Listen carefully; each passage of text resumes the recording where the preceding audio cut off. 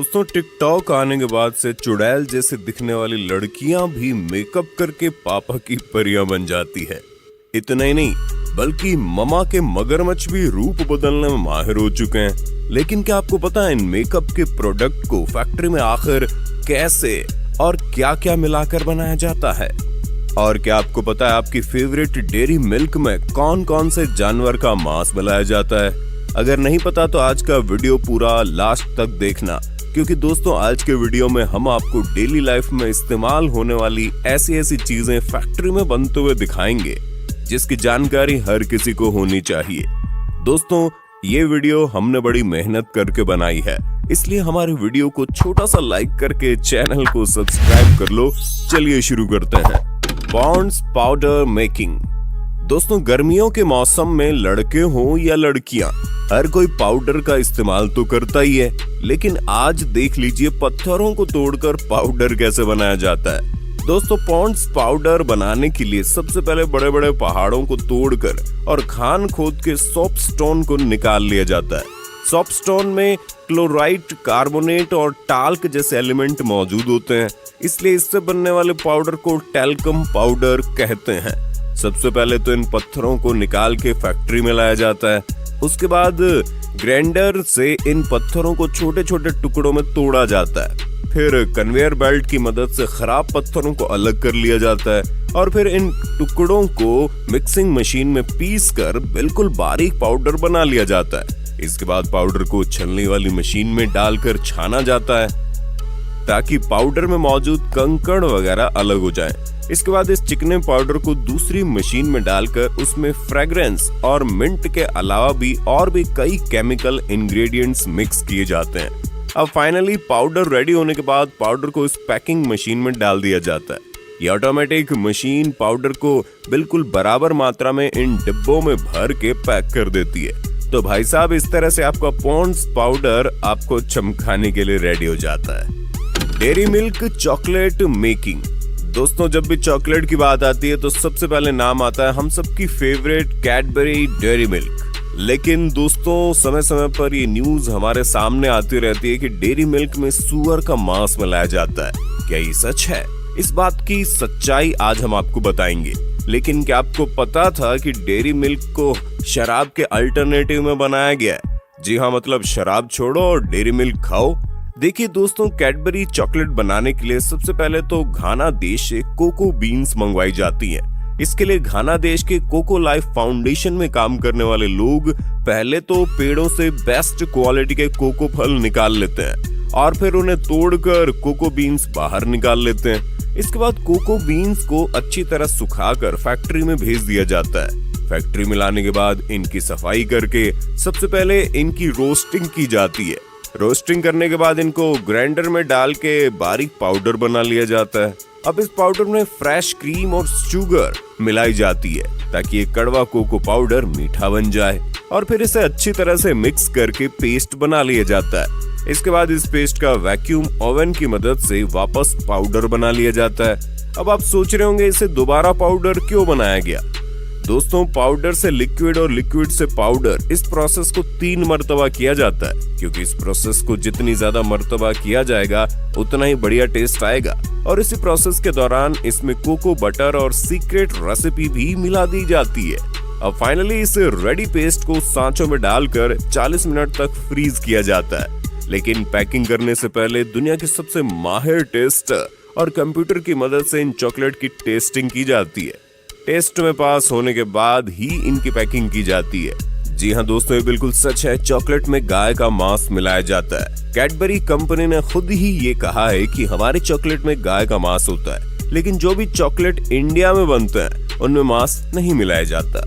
जो इंडिया के बाहर बनते हैं सिर्फ उनमें ही मांस मिलाया जाता है। दोस्तों आपकी फेवरेट चॉकलेट कौन सी है? कमेंट करके बताओ ना।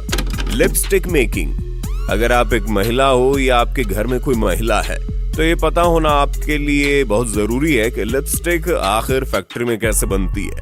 लेकिन क्या आपको पता है एक महिला एक दिन में तकरीबन 24 मिलीग्राम लिपस्टिक खा जाती है? दोस्तों लिपस्टिक बनाने के लिए सबसे पहले एक कंटेनर में ऑयल, वैक्स, अल्कोहल, मॉइस्चराइजर और कलर को डालकर उसमें सीक्रेट इंग्रेडिएंट मिला दिया जाता है। जो कि हर एक कंपनी का अपना सीक्रेट होता है। और फिर इन सब को अच्छी तरह मिक्स करके इस मिक्सचर को ये मशीन में डाला जाता है। ये मशीन इस मिक्सचर को पेस्ट में कन्वर्ट कर देती है और फिर इस पेस्ट को ऑयल में हीट करके लिक्विड बनाया जाता है, जिसकी वजह से लिपस्टिक में चिकनाहट आती है।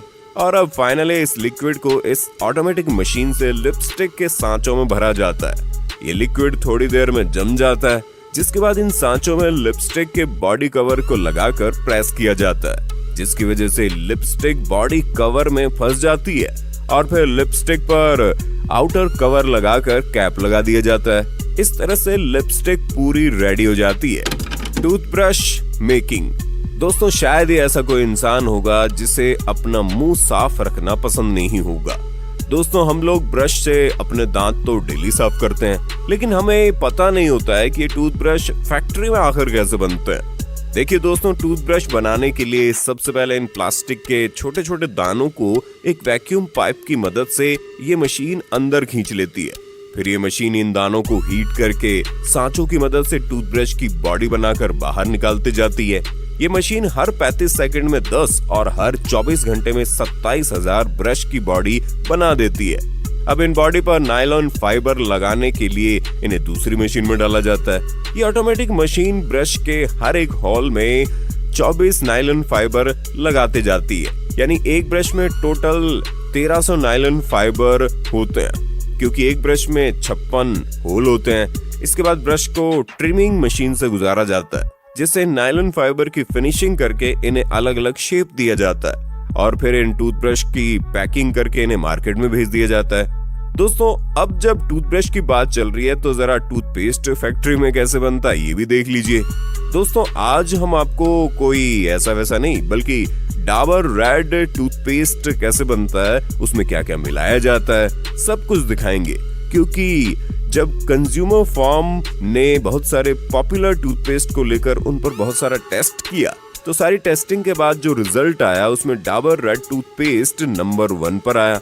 तो देखिए दोस्तों, डाबर रेड टूथपेस्ट बनाने के लिए सबसे पहले काली मिर्च, पीपली, जिंजर और टमार सीड का पाउडर बनाकर उबाला जाता है। जब इन जड़ी बूटियों का काढ़ा बन के रेडी हो जाता है तो फिर एक दूसरे कंटेनर में कैल्शियम कार्बोनेट और गैरिक पाउडर को मिक्स किया जाता है। कैल्शियम कार्बोनेट हमारे दांतों को साफ करता है और गैरिक पाउडर एक नेचुरल पाउडर है, जिसमें से रेड टूथपेस्ट को उसका लाल रंग मिलता है। इसके बाद एक सेपरेट कंटेनर में SLS डाला जाता है, जिसकी वजह से ब्रश करने पर झाग बनता है और फिर इस SLS में पहले से तैयार जड़ी बूटियों का काढ़ा मिलाया जाता है, जिसके बाद सभी मिक्सेस को एक बड़े कंटेनर में एक साथ मिक्स करते हैं और साथ ही इसमें सॉर्बिटॉल भी मिलाया जाता है। सॉर्बिटॉल एक शुगर अल्कोहल है जिसका टेस्ट मीठा होता है। अब लास्ट में इसमें फ्लेवर ऐड किया जाता है, जिसमें लौंग का तेल होता है।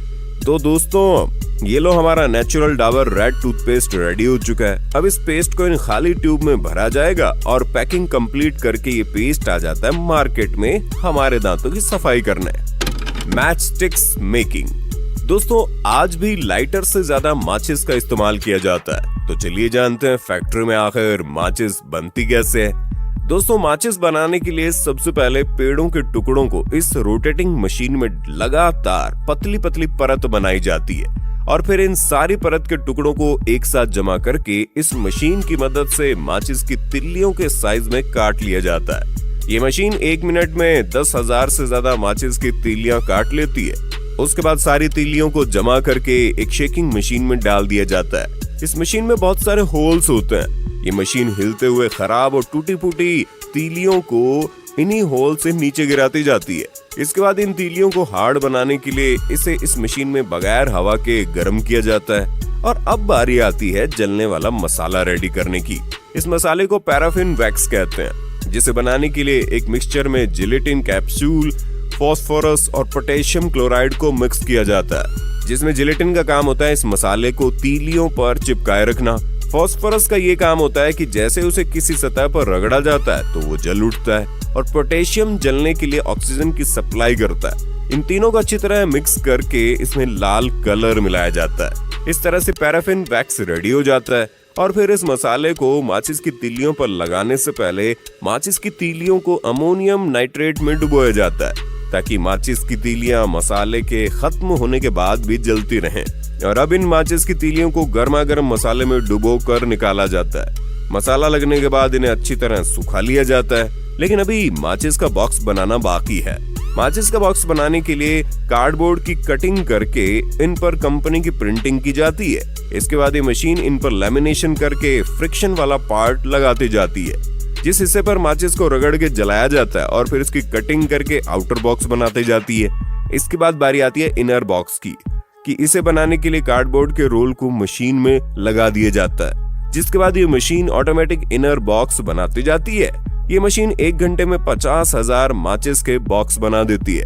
अब फाइनली इन तीलियों के मसालों के सूख जाने के बाद इन्हें कंटेनर में डाल दिया जाता है और फिर इस कंटेनर में ये मशीन इन माचिस की तीलियों को निकाल कर बॉक्स में भरती जाती है, जिसके बाद इनकी पैकिंग की जाती है। लेकिन मार्केट में भेजने से पहले इन माचिस की टेस्टिंग भी की जाती है। दोस्तों, ये जानकारी आपको अच्छी लगी हो तो वीडियो को लाइक करके ज्यादा से ज्यादा शेयर करें ताकि ये जानकारी हर किसी को मिल सके। Shampoo making. दोस्तों, बच्चा हो या बूढ़ा, लड़का हो या लड़की, हर कोई अपने बालों को अच्छा बनाने के लिए शैम्पू को इस्तेमाल करता है। इसीलिए इस बात का हर किसी को पता होना चाहिए कि शैम्पू फैक्ट्री में आखिर कैसे बनता है। दोस्तों, शैम्पू बनाने के लिए सबसे पहले तो कंटेनर में 70% पानी लिया जाता है और फिर उसमें ऐड किया जाता है सिटल अल्कोहल, सिट्रिक एसिड और शैम्पू को रंग देने के लिए कलर इसी के साथ इसमें मिलाया जाता है। फ्रेग्रेंस, जिसकी वजह से शैम्पू को उसकी खुशबू मिलती है और फिर इन सभी को अच्छी तरह से मिक्स किया जाता है। अब शैम्पू रेडी होने के बाद उसे इस फिलिंग मशीन में डाल दिया जाता है। ये मशीन शैम्पू की बोतलों में बिल्कुल बराबर मात्रा में शैम्पू भरते जाती है। आगे इन बोतलों पर कैप लगाकर बंद कर दिया जाता है और फिर इन बोतलों पर कंपनियां अपनी अपनी कंपनी के लेबल लगाकर मार्केट में भेज देती है।